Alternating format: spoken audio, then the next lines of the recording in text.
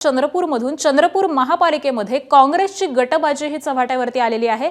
खासदार प्रतिभा धानोरकर गटाच्या 13 नगरसेवकांनी गटनोंदणी ही केलेली आहे। नागपूरमधील विभागीय आयुक्त कार्यालयामध्ये जाऊन त्यांनी ही गटनोंदणी केली आहे। विजय वडेट्टीवार गटाच्या 14 नगरसेवकांनी या गटनोंदणीवरती मात्र आक्षेप नोंदवलेला आहे। आता विभागीय आयुक्त नोंदणी आणि आक्षेपांवरती काय तो निर्णय घेणार आहेत। आयुक्तांच्या निर्णयानंतर वडेट्टीवार गट हा कायदेशीर बाजू देखील तपासणार आहे। त्यामुळे चंद्रपूरमधील काँग्रेसमधील अंतर्गत गटबाजी ही चव्हाट्यावरती आलेली आहे।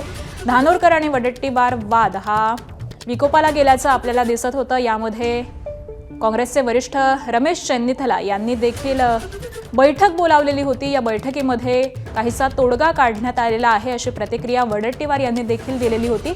मात्र काँग्रेसमधील ही गटबाजी पुन्हा एकदा चव्हाट्यावरती आलेली आहे, कारण खासदार प्रतिभा धानोरकर गटाच्या 13 नगरसेवकांनी गटनोंदणी केलेली आहे। नागपूरमधील विभागीय आयुक्त कार्यालयामध्ये जात त्यांनी या 13 नगरसेवकांची गटनोंदणी केलेली आहे। तर दुसरीकडे विजय वडेट्टीवार गटाच्या 14 नगरसेवकांनी या नोंदणीवरती आक्षेप नोंदवलेला आहे।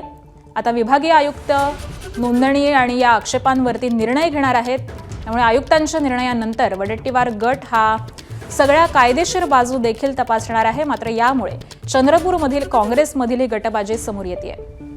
आणि याच संदर्भामधले अपडेट जाणून घेऊयात आमचे प्रतिनिधी सारंग पांडे यांच्याकडून।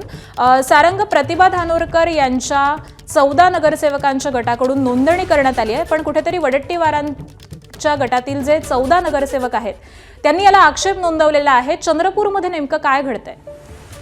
आकांक्षा, शुक्रवारी संध्याकाळी जे सगळा ड्रामा नागपूर विभागीय आयुक्त कार्यालयात झाला त्याचाच हा पार्ट आहे।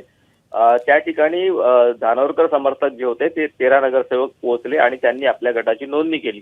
आणि त्यानंतर वडेट्टीवार समर्थक जे 14 नगरसेवक होते ते देखील तिथे पोहोचले आणि त्यांचं म्हणणं होतं की ही गटनोंदणी आहे ती चुकीच्या प्रकारे होत आहे।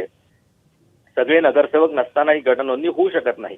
आणि त्यानंतर विभागीय आयुक्तांनी तो जो निकाल आहे तो राखून ठेवला होता आणि त्यावर आज सुनावणी होण्याची शक्यता आहे। कदाचित आज तो निकाल अपेक्षित आहे आणि हा निकाल आल्यानंतर जे उर्वरित नगरसेवक आहेत ते या संपूर्ण प्रकरणाची कायदेशीर बाब तपासून पाहिजे।